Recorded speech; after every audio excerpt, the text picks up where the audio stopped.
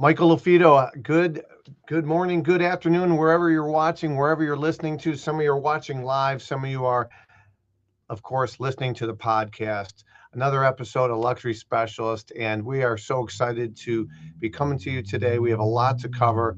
I have a guest on that is actually going through our coaching program through Luxury Mastery with Jeff Glover, and he brought up some things this past week. I said, you know what? These are great things. We can dive a lot deeper. So why don't we get you on our show? So that's what we're going to be doing here in a minute. But just some reminders. If you guys have any questions at all, shoot me an email, michael@marketingluxurygroup.com, michael@marketingluxurygroup. So if you're listening to this podcast and you want to get a hold of us, you have a question, maybe shoot us an email. If you have other topics that you'd like us to cover or you need some clarification, shoot us an email. And of course, if you're getting value from this episode or previous episodes, please leave us a review. We could always use more reviews. Again, my name is Michael Lafito. I'm the author of the best-selling book, Secret to Top Luxury Agents. And we are going to be teaching our course in Mexico as this is being released in Puerto Vallarta. But our next training in the States will be actually down in, it's going to be down in the Houston market. So you can go to luxurydesignation.com/Houston. That's going to be our next class. All right. So the guest I have on today, I'm going to bring Eric on here in a minute, but Eric is an agent down in the Austin market. And for those of you that don't know, some markets are still really strong seller markets. Homes are selling higher than you think they should be selling for. But some markets are transitioning to seller markets, to balanced markets, to buyer markets. And for the most part, Austin has made that shift to a buyer's market. Stuff is sitting a little bit longer. Home prices are going down. You're seeing price reductions. And so Eric, who I'm going to be bringing on in a minute, was very transparent. And he said, you know, I feel like I'm a disappointment, not to me, but I'm disappointing my sellers when I talk about price, because they have an expectation that it's still 2021-22 pricing and it's 2026 and we are in a buyer's market. So how do I have those conversations when I feel like I'm disappointing sellers? And you know, I've recently actually this morning I had breakfast with a gentleman that buys and sells a lot of homes. He's one of these I buy ugly house people, and they're buying a lot of homes. They're going on, you know, 20 to 40 appointments each week. They're buying a lot of houses. And he said the same thing. There's a lot of people in our industry, in the real estate investing industry, that he didn't use the word sleazy, but they are not transparent. They tell people what they want to hear. They offer low ball. They come in, they go out. He goes, we try to pride ourselves on being like that doctor. Well, I always use doctor analogies. And so we're going to talk about having direct, honest conversations with homeowners on this show. So I'm going to bring Eric into the studio. Eric, there he is. How are you, sir? Oh, I can't hear you right now. I could hear you before, but now I can't hear you. So Eric, while Eric's trying to figure out his volume here, try that. All right. So while Eric's trying to figure out the volume, but I could hear you before I sent you into the studio, Eric. So maybe just check your volume. Wait, there you go. Hold on. Can you hear me? Yes, we're good now. Okay. All right. Good deal. Well, I said I'm doing great. Thank you for having me on your show. I really appreciate it. Absolutely. So Eric, I know you could hear as I brought you on here, but I kind of set the backstory, and without going too deep in it, just kind of give me the scenarios that you come across where you kind of feel sometimes they're disappointed to hear the pricing. So set the stage a little bit before we go into some strategies to help you overcome that. Sure. So our market essentially flipped to a buyer's market mid-2022. So we've been in long. This.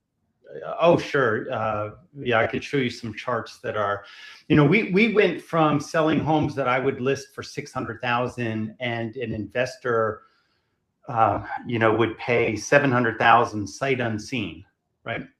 And then all of a sudden, a lot of homes got listed, interest rates started to go up, and it flipped. So whatever reason, that's not so much the purpose of the call, but it's been this every year, it's kind of gone down.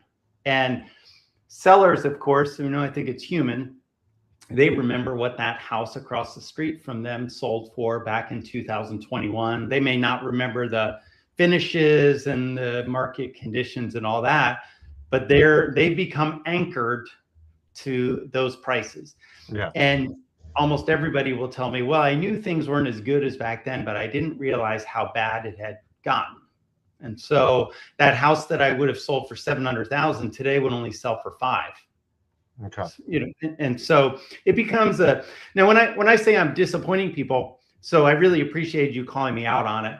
To a little extent, it's self-deprecating humor, and it kind of is like it's just like a joke that you got to laugh to keep from crying, right? It's very difficult to be selling in this environment, and we are still doing great, and we're still selling home. I had a closing this morning, but the disappointment just comes from not only are prices lower than they would have been 4 or 5 years ago, but the entire process, when the difference between the seller's market and a buyer can't be particularly picky about anything, and a buyer's market where they're coming to see the house and going to see 30 more, and inspection issues and negotiating, and everybody's not only comparing the price but also their situation, and then they might be buying a house in an area that's still a seller's market.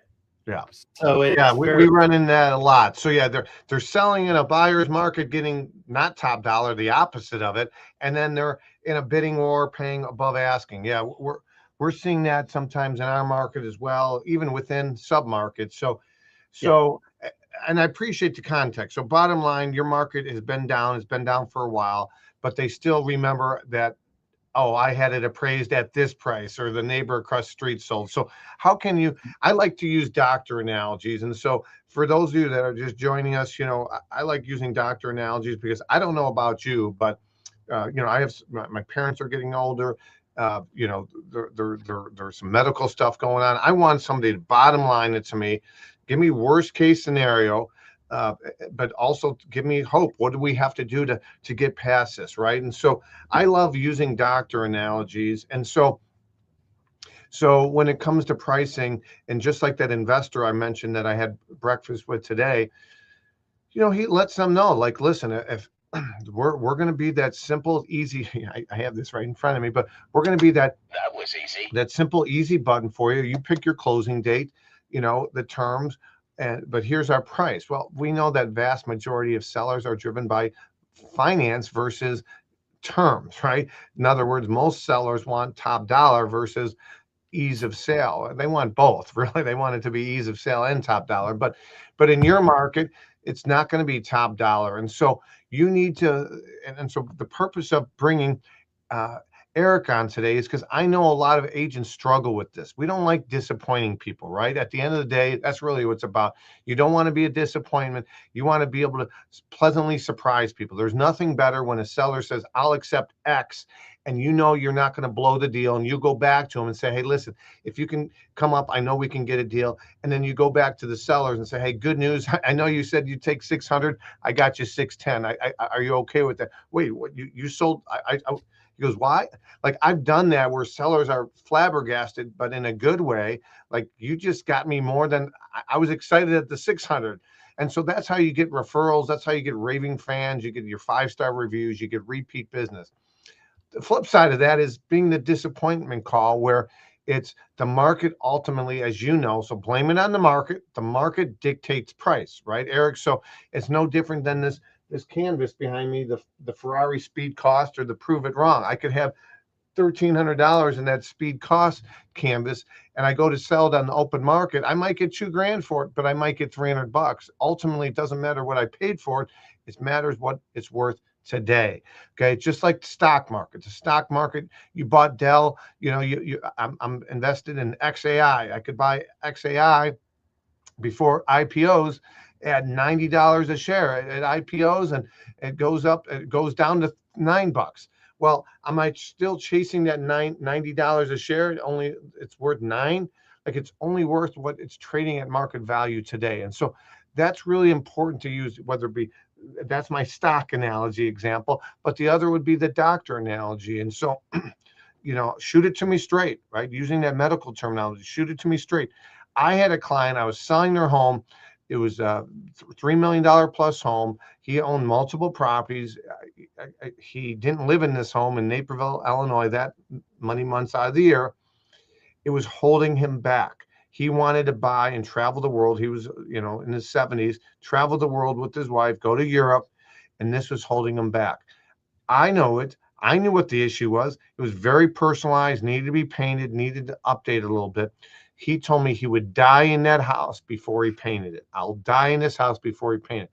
Well, you can't have it both ways. You're telling me you're a 9 out of 10, like you're really motivated, but you're not going to paint the house. You'll die in it. My point being, you can't have it both ways. So I said to Mike, I said, listen, this is like you have a grandkid, they're graduating college, you're not on hospice, but you're not doing good health wise. And your doctor says, you got to quit smoking, quit drinking, lose 20 pounds.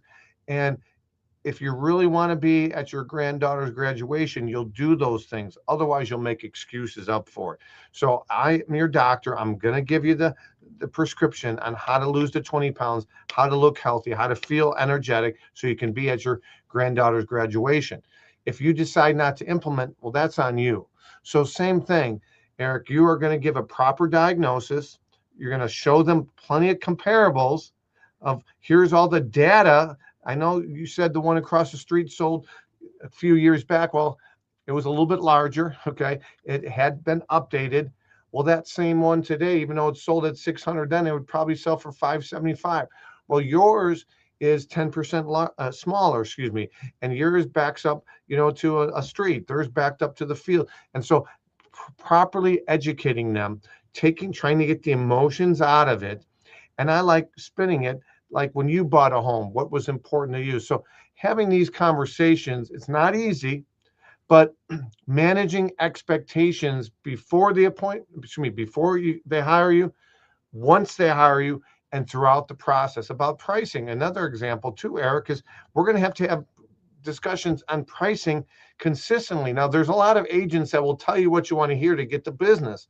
I was talking to this with the investor at breakfast today. He said the same thing. There's a lot of these rehabbers, he used the term open door. I don't know Open Door's policy. He claims he's looked at it, but you go in there and there's a bunch of hidden fees. And he goes, no, we're going to be very transparent. That's how you build trust. And so, Eric, building trust and being transparent and being honest with people in the end is always the best policy. And so I know you were kind of kidding around, self-deprecating humor when you say, man, I feel like I'm always disappointing people. And you weren't saying it you personally. You're just talking about their expectation was price here, but unfortunately the market's here. Fair to say? It is fair to say. And I actually appreciate you saying that, because as much as I say it was just humor, I do believe that at the end of the day, what you're putting out, verbalizing into the universe, I have ever since it's only been a few days, but I've decided I'm not going to joke around about that anymore, And so it's probably not, even though to me it was just something kind of funny, but it's not really serving me. So I just need to go out every day, and we're doing the best that we can. And yeah, I agree with you. I'm gonna start using the doctor analogy. I've largely stayed clear of comparing myself to a doctor, but this is such a special market that I probably need to bring out everything that I can and use those analogies. And I always tell people that there's a difference between being nice and being kind. And, being nice is telling somebody what they want to hear, and being kind is telling them what they need to hear. And I do think at the end of the day, most people sort of appreciate it. To go back to somebody and say, hey, this is what we thought was going to happen, but we've got to get you moved to go live with your mom in Lubbock or wherever. And my recommendation is we need to reduce the price $50,000, right? Not $5,000, but $50,000. And so it's challenging conversations, but I owe people that have hired me, I owe them that sometimes, whether they want to hear it or not. Yeah. Yeah. Well, the doctor analogy, some people feel comfortable with it. Another one I like to use is, maybe you've heard of the Marcus Lemonis, right? The fixer, right? He's got this TV show. These restaurants are struggling. He goes in there, he talks to the chef, he does all these things. He spots voids. He spots things that could turn the business around, from branding to marketing to pricing. And you're that guy, whether you think you're not or not. Hopefully you guys start believing in yourself, and you're continuing to educate yourself, and you have experience where you're able to bring value to the table. So for me, I can walk in a home and I know instantly what I can do to position the home more effectively. Well, that is the goal for you as an agent, to position yourself as, to build trust as a leading authority. We've created a lot of different podcast episodes, a lot of content out there. And if you're not subscribed to our YouTube channel, go to our YouTube channel, Luxury Listing Specialist, look up Michael LaFido, Marketing Luxury Group, subscribe. You'll be notified every time we go live. But the other aspect is, we send out an email every week called Luxury Weekly. It's educational. So reach out to me. Again, I'll put my email on the screen right now. If you want more information, just say, hey, Michael, put me on your list. Put me on your list. Okay. It's Michael@marketingluxurygroup.com. Michael@marketingluxurygroup.com is our email. But every week we put great content out there. And that's really, at the end of the day, what can we do to build you up as an agent, to give you ideas, to position yourself so that you can go out and create content. I'm about to do a training here in about 10 minutes on helping agents build additional content. So content is king. So whether it be doctor analogy, whether it be Marcus Lemonis, but the way you think, the way you talk to yourself is really important. And so, Eric, I say it all the time, be careful how Eric Peterson talks to himself, because guess what? Eric is listening. So what you surround yourself and what you're feeding. Now, there are a couple other things I want to talk about besides feeling a disappointment. So look at yourself as a doctor, as an expert, and you're going there being a truth teller. Okay. But you got to let them know, not all the agents you're interviewing, or you will interview, are truth tellers. They don't have their finger on the market. They don't have the pulse on the local market. Here's all the data. We can always test the pricing a little bit higher for a short time period, but ultimately the market will dictate price. Days on the market are killers. So when you bought a home, think about when you bought. Probably the first thing you asked your agent when you bought was, how many days has this been on? Well, why do you ask that? Because you ask that from leverage standpoint, from if it's something wrong with it. Well, same thing. People are thinking that with yours. So we got to get it sold right away. Let's hit the market. Let's price it not to get one offer. Let's price it to get 2, 3 multiple offers. So think about it that way. Now, you mentioned too, luxury homes being very hard to comp.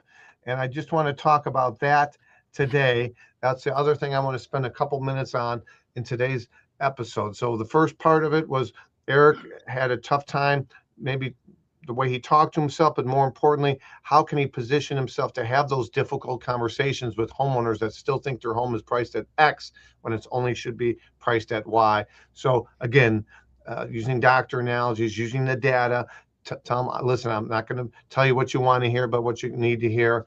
Having that open dialogue with people is going to be really important. Okay, transitioning over to pricing luxury homes. I get this asked a lot. I can spend a lot more time on it than 3 or 4 minutes. But what I can tell you is, at the end of the day, when something is custom, when it's unique, and there's not true comparables out there, you should consider using a bifurcated approach.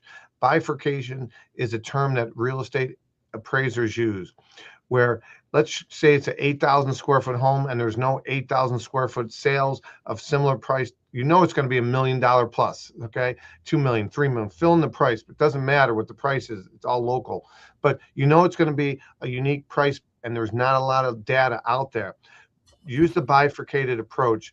That is, figure out what the dirt is worth. How much is that land worth in that community for that 1 acre, half acre, 8 acre, whatever it is. Now subtract it out. Call it 400,000.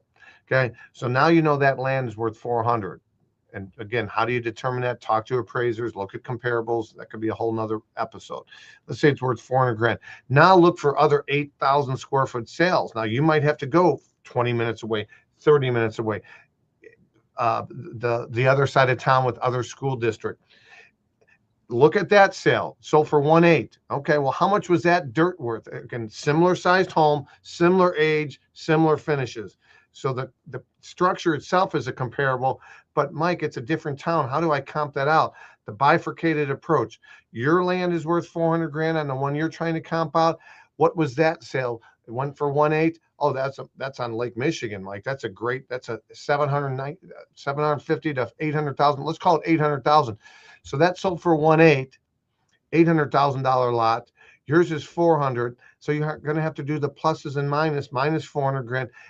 You might be in that 1.4 range, and that might be a comparable that an appraiser would use when there's no data.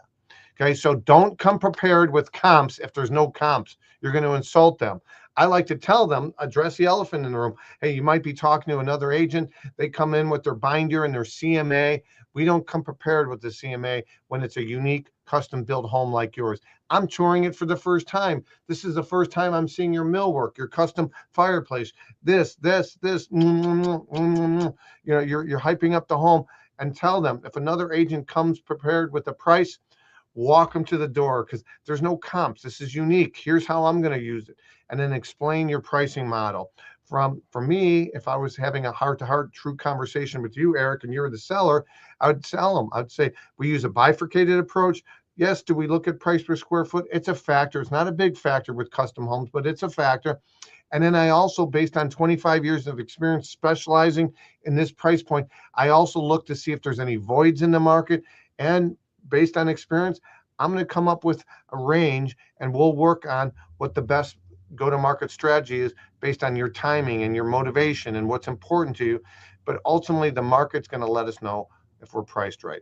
Sometimes I recommend they invest in appraisal as well. And now the appraiser is the third-party bad guy if they give them a price that's lower than 1.4 and what have you. So we're covering two things today. The first thing was helping Eric break down maybe not a limiting belief or anything like this, but maybe just a terminology. Keeps self-deprecating, talk to himself about on how to reposition himself. So when he walks in there, he's more confident. Say, listen, I hate to tell you, sometimes I have really good prognosis as a doctor. Other times I feel like I have bad diagnosis or prognosis as a doctor. But I'm going to be honest with you. I'm never going to tell you what you want to hear. And unfortunately, the competition a lot of times do. And that hurts everybody because you listed high, you lowered, and you might end up less than if you went with what we're suggesting. So that's the key for today's episode. Eric, I want to thank you. You're down in the Austin market. For anybody that has a referral down in Austin, what's the best way for them to find you, Eric? They can search. We own our own company. It's Copa, K-O-P-A Real Estate, or my number, text 512-791-7473. So, okay, coparealestate.com or 512-791-7473. Eric, I appreciate it. I know you have a lot of other things and questions. We're going to dive into those with our luxury mastery class, but I want to thank you for your time. I hope this is helpful to you. Was it helpful? Oh, very helpful. You gave me a lot to think about. Thanks so much, Michael. A lot of clarity, a lot of things to talk differently, perhaps, and different approach, different strategies. Yes, definitely. Awesome. Thank you, Eric. I appreciate it. Again, Michael Lafito, I hope this has been helpful to everybody. This is another episode of the Luxury Specialist podcast. If you guys have questions, shoot me an email, michael@marketingluxurygroup.com, michael@marketingluxurygroup.com. If you guys want some swag, you want a hoodie, t-shirts, you want to buy our book, our planner behind me, my luxury planner, go to luxuryspecialistgear.com, luxuryspecialistgear.com. Again, my name is Michael Lafito. We help agents catapult into the upper price points, differentiate themselves from the competition, and create that trust so that those agents become the leading trusted luxury agent in their market. Again, Michael Lafito, our next event is going to be in Houston. If you're interested, you can literally go to luxurydesignation.com/Houston, luxurydesignation.com Houston. Until next time, my name is Michael Lafito. Make it a great day. Take care.